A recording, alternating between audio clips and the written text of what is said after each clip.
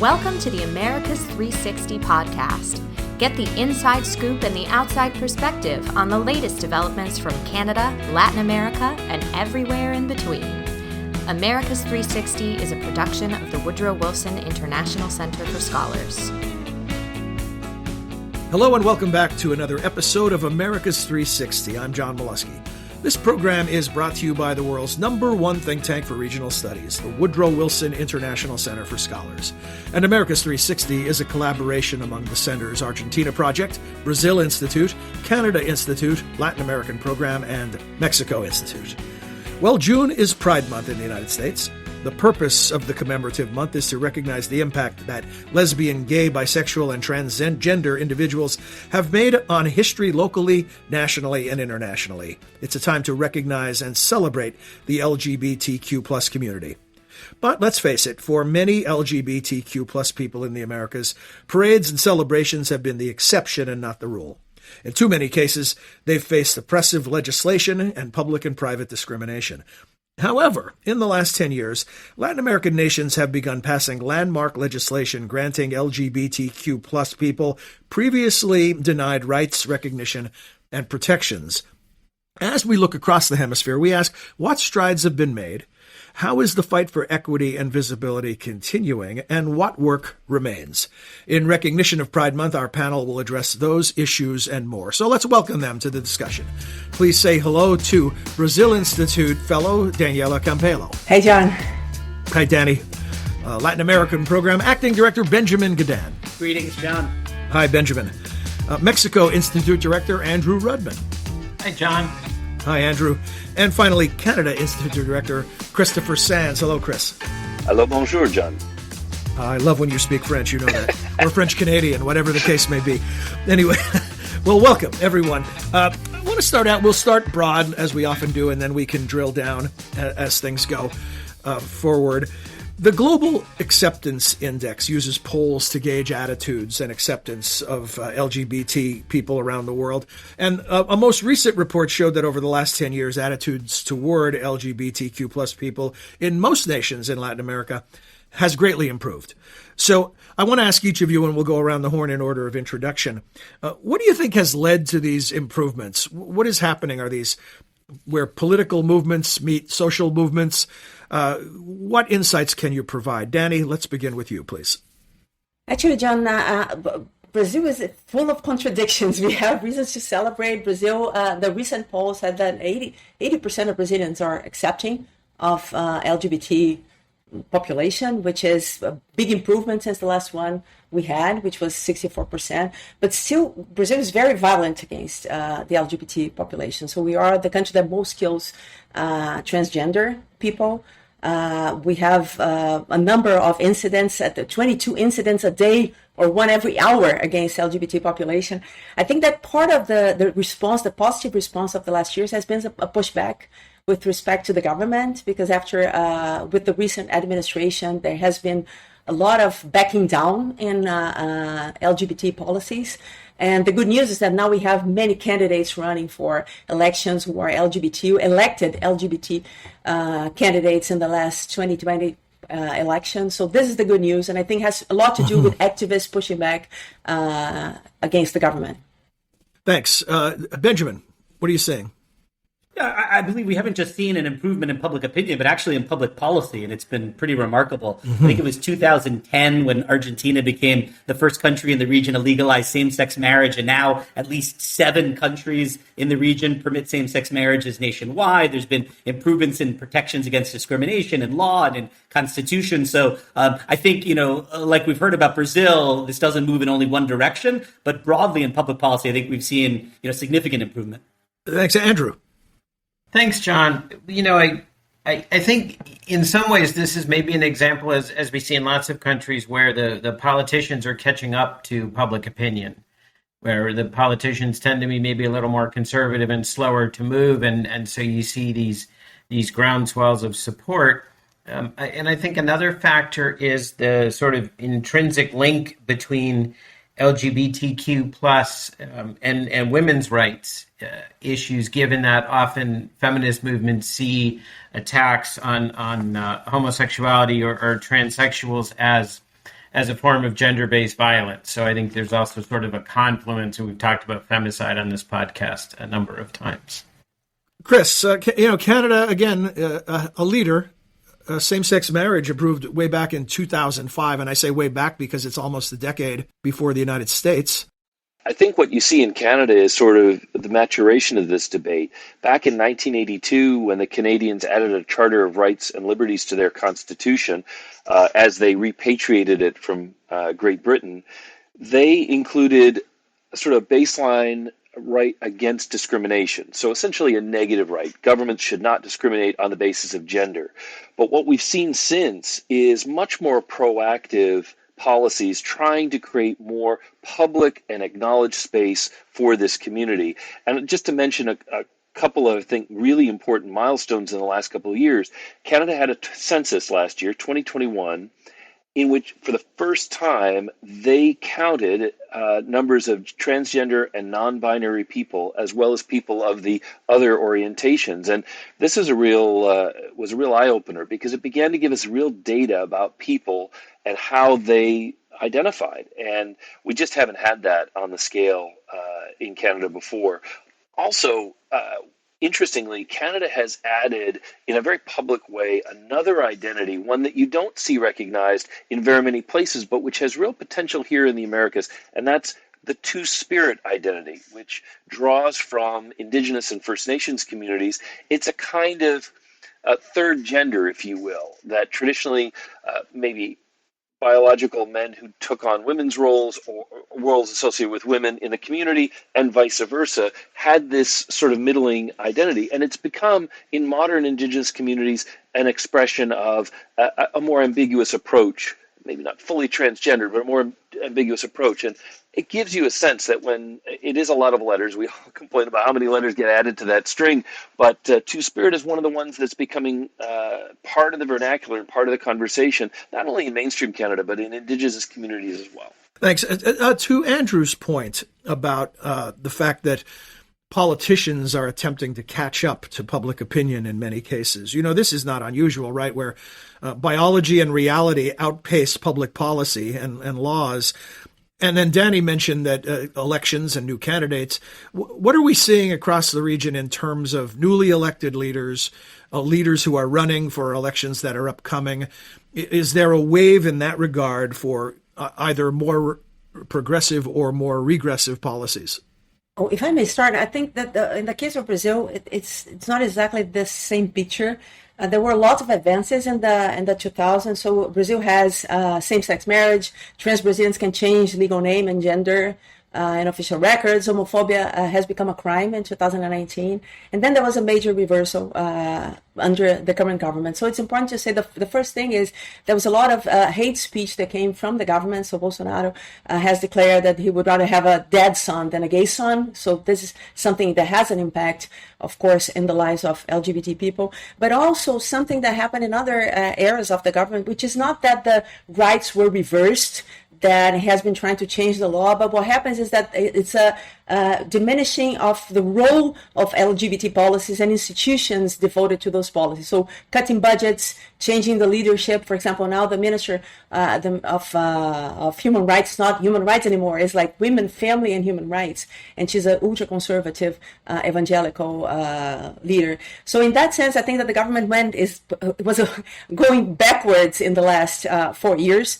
And not specifically in laws, but in how the government deals with the LGBT population. And again, I think the good news is that it's amazing how that changed not only the support of the people, but the amount of candidates that ran and that were elected in Brazil. So I think that we are maybe ready for a new push forward in those policies, hopefully.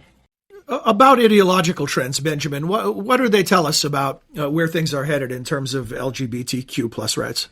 Yeah, unfortunately, it's a real muddle. I mean, you would think that things are moving again in one direction, a direction toward greater recognition of the rights of this community. And it hasn't always been that way, in part because of the influence of religious conservatives, both those affiliated with the Catholic hierarchy, but also evangelicals who are great influence. Obviously, in Brazil, they're a major constituency for the president, and that may be reflective of his views. You see in El Salvador, the president himself, based on whatever reason in his background, has been quite hostile to this community. degree. So it is a real mix. On the other hand, it was a conservative president of Chile who was in office under the last government who promoted same-sex marriage. So again, it doesn't line up cleanly under ideological lines in the region. Tell us about Argentina, a country you're obviously very familiar with. Was it the first Latin American country to legalize same-sex marriage? It certainly was, and it has been really progressive on a variety of issues related to LGBTQ plus rights. The current government has been particularly aggressive on this issue as part of the platform for President Alberto Fernandez, and he's been really progressive in trying to make sure that he meets his campaign promises. Some of those have related to some of the traditional issues that we've mentioned, but other of these relate, for example, to allowing transgender individuals to legally change their name and gender without any government conditions. That happened way back in 2012, but now there have been even quotas in public institutions to make sure that transgender individuals are preferentially receiving jobs. So a lot of creativity in Argentina in trying to be a trailblazer on these topics. Andrew, the point you made that we've been jumping off on the public opinion versus politicians in office, what is that doing to electoral politics in Mexico? Are we seeing pressure on candidates that address public opinion versus what's already in place? That's a good question, John. And like most things, the answer is a little complicated. I mean, starting with President López Obrador, who, and sort of picking up on Ben's point about ideology, people always think of López Obrador as a leftist. But in fact, on social matters, he's quite conservative, as is a lot of his base, because the Morena party is, sort of a coalition of rural voters who tend to be conservative socially and urban voters who are less so. And I think going forward in the Morena party in particular, these issues may play out. There are, several different candidates who are unofficially running to succeed AMLO. One of them, Mayor Claudia Sheinbaum from Mexico City, has been a very strong proponent of LGBTQ plus issues as mayor. Mexico City is one of the more progressive jurisdictions in Mexico, which is a federal system, so different states have different rules, different laws. So I think to answer your question, try to get back to that, I think it will play out. It's probably not going to be the number one issue for Mexican voters, but I think increasingly you're going to see candidates having to explain their views on these issues and be ostracized if they take those more traditional conservative views. Andrew, could you also say a bit more about that federal-local conundrum in Mexico, where you see a lot of potential contradiction? Right. You've also got in Mexico a very progressive Supreme Court, which on these issues and many others really tends to take the individual can do what they want and laws should not interfere. But the Supreme Court obviously can't mandate law, and so it can only interpret. And so what you get are situations where the court will say something has to be accepted.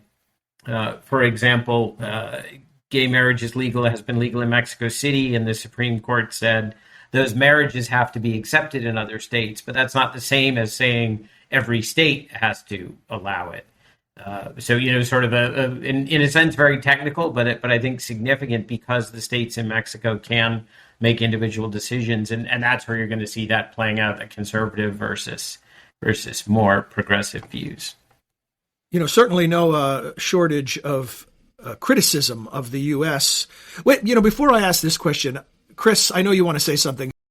I was just going to pick up on the point on federalism. Canada is a bit of a different dynamic. We've seen most of the provinces taking the lead. And in Canada, the provinces run human rights commissions that investigate abuses of rights, and they started out as workplace-oriented discrimination or in hiring, that sort of thing. They've now expanded across a range of societies. And it was the provinces, because of that jurisdiction, that got to addressing some of the concerns around these communities of gender orientation and identity. And the federal government was actually the last one to come along. And it's an interesting inversion of what you see in Mexico, where maybe the energy was coming from the top down. From Canada, it came from the bottom up. And I think that has help to make the federal government just a little bit bolder because they know that they're running to the head of the parade rather than trying to drag the country along. Leading from behind. We've heard that one before, right? Benjamin, you wanted to say something. No, I think just another example of how this issue sometimes muddles partisan and ideological affiliations. Sometimes it just it just cuts across, right? I mean, so if you look at the Colombian presidential race, you see candidates on pretty far extremes. One of them, Gustavo Petro, a former leftist guerrilla fighter. The other candidate is Rodolfo Hernandez. He is a former real estate mogul, so from the business community. And this is just not an issue. Same-sex adoption permitted, same-sex marriage permitted, both of them supporting it in their platforms. And so I do think, again, it has transcended politics in some places, which is really where you want issues of civil rights to be. We're believe it or not, we're running close to the end of our time, and I wanted to ask Chris a question, which maybe everyone could then answer as we begin to wrap things up. And Chris, what I was going to ask you earlier is, because Canada has been a bit of a trailblazer here or a leader, it gives them a certain moral authority, right, to take a leadership role in preaching to the rest of the hemisphere. When the U.S. has tried to do that, it's often been criticized for its own inconsistencies across the country in this regard. So my question is, we'll start with Chris, but who is in a position to take leadership? And then who are the voices that are pro or con that are really leading the discussion in the Americas? Chris, let's start with you. Well, I would say that Prime Minister Trudeau has made this something of very important in his public pronouncements. He's sometimes accused of being woke by people in the media, but he tries to be very proactive. But at the same time, it wouldn't be fair to say that he was the only voice out there. And even Canadian conservatives are very much more progressive on this issue than many American conservatives, although not all. And so it's kind of an interesting muddle.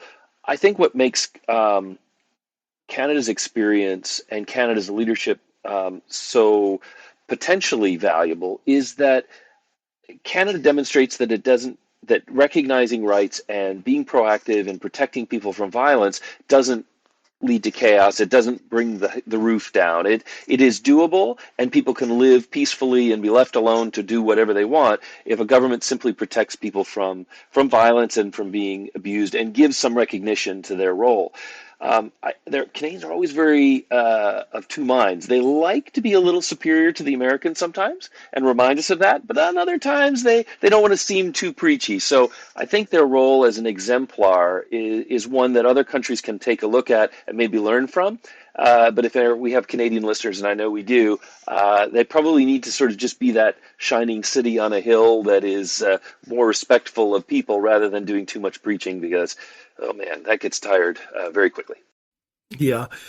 Danny, when it comes to loud voices regionally, we often talk about President Bolsonaro. Is he engaged on this issue? Yeah, the Brazilian election is going to cut very much on the left-right dimension, in the sense that the most of the advancements that happen in the country happen under the PT, more Lula than Dilma, but definitely under the PT. And Bolsonaro has, it's one thing to be fair to say is that this is not something only from the left in Brazil. The center left was always very progressive in the country too. Who's not progressive is the extreme right, that is the center right, actually. It's not the extreme right that we have right now. So this is very new, I think, in Brazil, that these kind of discussion is so politicized and became an issue of like campaigns, electoral campaigns. It was not like this before. So I think it may be something that maybe it ends with this campaign, and in the future we're over this, and maybe like Colombia or in Canada, where conservatives and progressives are on the same side in terms of like LGBT rights, hopefully. Thanks. Andrew? Well, I like where Donnie was going with that, and I think that is in fact what we should all aspire to is it should just be taken for granted. I think in Mexico and maybe in other places, I still think you're going to see the push from civil society. Again, going back to the point I made earlier about the connection between women's rights and LGBTQ plus rights and gender-based violence and really sort of trying to get away from the more patriarchal structure. I think that's all going to come from civil society, because to some extent it's a threat to those in power who want to maintain those structures. Thanks, Benjamin. I'm saving the last word for you here because you have a heavy lift. Because I want to ask you to talk in terms of regionally these voices that are out there. And also, I know you have a real interesting point to bring up as well.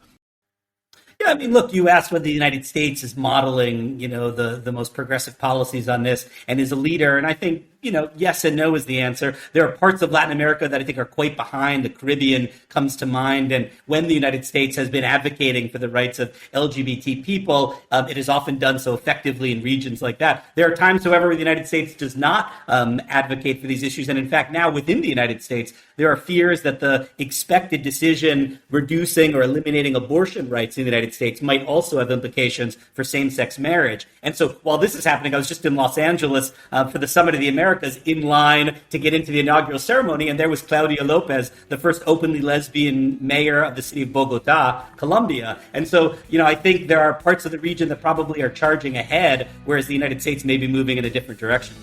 Well, I want to thank all of you for this terrific discussion, Danny, Benjamin, Chris, and Andrew, and look forward to seeing you next time around. This episode of America's 360 was produced by Oscar Cruz, Cecily Fasanella, and Zoe Reed, with the assistance of Tomas Michael, Abby McGowan, and Sophia Schuckner. As always, thanks to all of you behind the microphone who make all of us sound better on the microphone. To our listeners, we hope you enjoyed today's discussion and that you'll choose to join us again soon for our next episode. And until then, for all of us at America's 360 and the Wilson Center, I'm John Molesky. Thank you for your time and interest. You have been listening to America's 360, a podcast about the innumerable ties among the nations of the Western Hemisphere. You can subscribe wherever you listen to your favorite podcasts. To learn more about our programs, please visit wilsoncenter.org. And please join us again next time for another episode of America's 360.